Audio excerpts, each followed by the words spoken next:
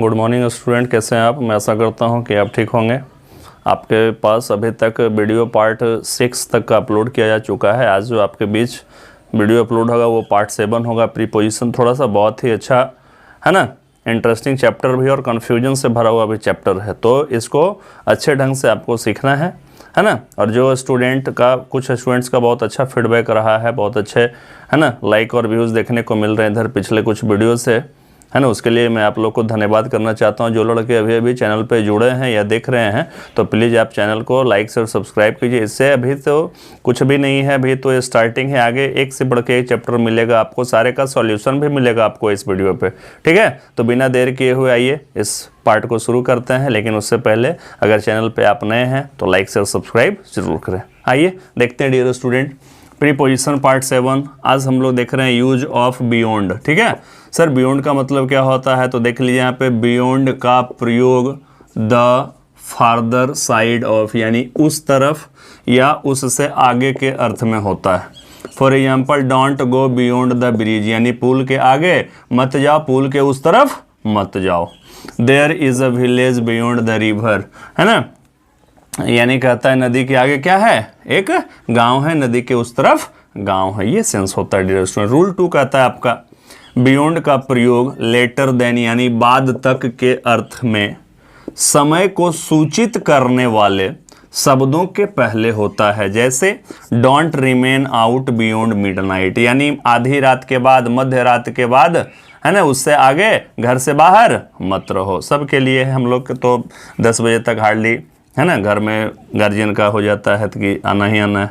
Rule 3 बोलता है beyond का प्रयोग एक्सेप्ट मीन्स सिवाय, इसके अलावे के अर्थ में होता है। जैसे my uncle has nothing beyond his school fund, है ना, यानी मेरे अंकल के पास कुछ भी नहीं है सिवाय उनके पास थोड़ा सा स्कूल का फंड है, उसके आगे उनका कोई भी इनकम का स्रोत नहीं है। तो देखिए एक से बढ़ के एक पॉइंट आपके लिए दिया गया है। हिंदी भी है, साथ में इंग्लिश भी है। बहुत सारे स्टूडेंट्स का कमेंट आता है कि सर इंग्लिश टू इंग्लिश कीजिए, लेकिन कुछ रीडर को जो है दिक्कत होगा, इसलिए भी हिंदी करते हैं। बाकी आगे आपका इंग्लिश टू इंग्लिश जरूर वीडियो मिलेगा, मेरा वादा है।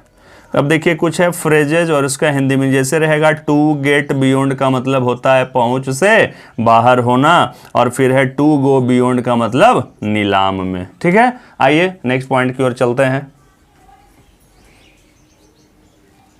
आइए डियर स्टूडेंट नेक्स्ट पॉइंट की ओर चलते हैं। कहता है use of during. Rule 1, during का प्रयोग इन कोर्स ऑफ, यानी दौरान या दरम्यान के अर्थ में सामान्यतः होता है। जैसे the sun gives us light during the day, है ना, यानी सूर्य यानी दिन के दरम्यान, दिन के दौरान हम लोग को क्या करता है, रोशनी देता है। Nobody would talk during my discourse, यानी मेरे बुरे दिन में कोई बात नहीं किया, ठीक है।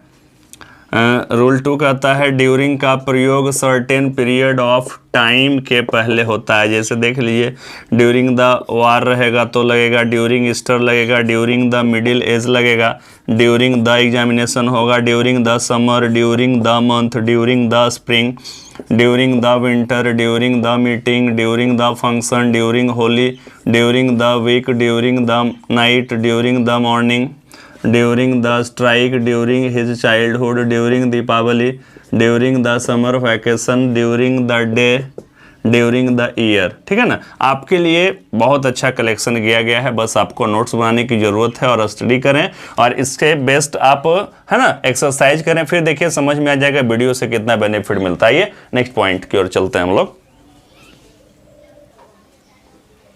आइए डियर स्टूडेंट देखते हैं।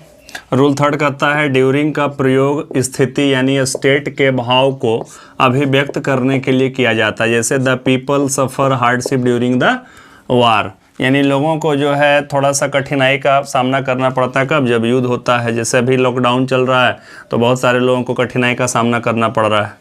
रूल 4, ड्यूरिंग का प्रयोग किसी कार्य के दौरान यानी आदत को दिखाने के लिए भी किया जाता है। During his lunch he talked about his plan, यानी अपना लंच करते करते उसने अपने प्लान के बारे में बातचीत किया, क्या उसका प्लानिंग है आगे का। नेक्स्ट पॉइंट है यूज ऑफ अगेंस्ट। कहता है रूल 1, अगेंस्ट का प्रयोग इन कंट्रावेंशन ऑफ, यानी के विरुद्ध के अर्थ में होता है। जैसे the teachers have acted against the orders of the principal, यानी, है ना, जो प्रिंसिपल का ऑर्डर था उसके खिलाफ टीचर लोग जो है प्रक्रिया कर रहे थे, काम कर रहे थे। नेक्स्ट पॉइंट है यानी next example, one should not go against the rule, यानी किसी को नहीं नियम के खिलाफ जाना चाहिए, नियम के विरुद्ध जाना चाहिए, अन्यथा ये कानूनन अपराध है और आपके साथ है ना कुछ भी हो सकता है। आइए नेक्स्ट पॉइंट की ओर चलते हैं हम लोग। आइए डियर स्टूडेंट देखते हैं रूल 2 कहता है अगेंस्ट का प्रयोग अपोजिट यानी के विपरीत प्रतिकूल के अर्थ में होता है। जैसे selling against the current is difficult, यानी जहाँ पे धारा चल रहा है, धारा इस दिशा में चल रहा है, हम लोग इस दिशा में चलेंगे तो थोड़ा सा क्या हो जाएगा, टफ हो जाएगा। वही कर रहा है it is difficult to pedal the cycle against the wind, हवा के खिलाफ आप अगर साइकिल चलाते हैं है ना तो साइकिल थोड़ा सा चलाने में मुश्किल का सामना करना पड़ेगा। रूल 3 कहता है अगेंस्ट का प्रयोग पर यानी से सटकर के अर्थ में होता है। जैसे there is a ladder against the wall, दीवार से सटा हुआ है, एक सीढ़ी लगा हुआ है।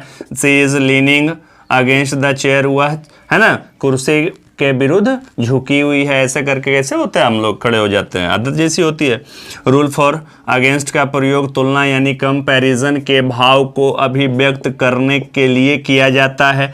जैसे the director knows nothing against my character, यानी मेरा कैरेक्टर कैसा है उसके बारे में डायरेक्टर को जानकारी नहीं है, वो नहीं जानते हैं।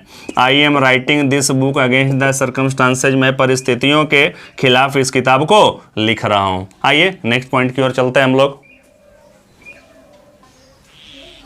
आइए डियर स्टूडेंट देखते हैं next point, use of from. Rule 1 कहता है फ्रॉम का प्रयोग सामान्यतः से के अर्थ में सेपरेशन, अलगाव, स्थान से अलग होने के भाव को अभिव्यक्त करने के लिए किया जाता है। जैसे he has come from Patna, Hindi समझ ही रहेंगे, पटना से आया है। The wind blue from the south, यानी हवा जो बहा वो दक्षिण दिशा से बहा। The fruits have fallen from the tree, फल जो है वो पेड़ से गिर गए हैं, गिर चुके हैं। रूल 2 कहता है फ्रॉम का प्रयोग से के अर्थ में टाइम, समय के भाव को अभिव्यक्त करने के लिए किया जाता है। कौन सा समय, प्रेजेंट, पास्ट, फ्यूचर टाइम को अभिव्यक्त करने वाले शब्दों के पहले। जैसे Diwakar will come here from Sunday next, यानी दिवाकर यहाँ अगले संडे आ जाएगा। I attended the meeting from morning to evening, मैंने सुबह से शाम तक मीटिंग शामिल किया, मीटिंग में शामिल हो रहा। My brother learned English from the age of 10, मेरा भाई जो था अंग्रेजी 10 वर्षों की उम्र में सीखा था। I loved her from my childhood, मैं अपने बचपन से उसे प्यार करता था। आइए नेक्स्ट पॉइंट की ओर चलते हैं। आइए डियर स्टूडेंट देखते हैं रूल 3 कहता है फ्रॉम का प्रयोग से के अर्थ में काउज यानी कारण के भाव को अभिव्यक्त करने के लिए किया जाता है। जैसे his beloved has been suffering from fever, उसकी जो प्यारी है ना, उसका जो प्यारा है, प्यारी है, वो सफरिंग फ्रॉम फीवर, बुखार से पीड़ित है। रूल 4 कहता है फ्रॉम का प्रयोग से के अर्थ में ओरिजिन यानी स्रोत के भाव को अभिव्यक्त करने के लिए किया जाता है। जैसे this story has been taken from Panchatantra, यह जो कहानी है पंचतंत्र बुक से लिया गया है। रूल 5 कहता है फ्रॉम का प्रयोग से के अर्थ में एक वस्तु से भिन्न गुण वाली दूसरी वस्तु बनाने के भाव को अभिव्यक्त करने के लिए किया जाता है। जैसे देखिए curd is made from milk, दही किससे बनता है, दूध से। Furniture is made from wood, furniture किससे बनता है, वुड से। तो एक वस्तु से भिन्न गुण वाली दूसरी वस्तु बनाने में मदद करता है। नेक्स्ट है यूज ऑफ एक्रॉस, कहता है एक्रॉस का प्रयोग on the opposite side of यानी के उस पार या के पार के अर्थ में होता है। जैसे my sister lives across the Ganga river, मेरी बहन जो है गंगा के उस पार रहती है। रूल 2 कहता है अक्रॉस का प्रयोग from one side to the other यानी एक ओर से दूसरी ओर तक या एक छोर से दूसरे छोर तक के अर्थ में होता है। जैसे there is a bridge across the river, है ना, नदी के इस पार से उस पार तक एक पुल बना हुआ है। तो डियर स्टूडेंट कैसा लगा यहाँ पे ये वीडियो, मैं आशा करता हूँ अच्छा लगा होगा, ठीक है ना। अभी भी चैनल को अगर आपने लाइक शेयर सब्सक्राइब नहीं किया तो प्लीज़ लाइक शेयर सब्सक्राइब करें। हम लोग नेक्स्ट वीडियो में मिलते हैं, तब तक के लिए धन्यवाद।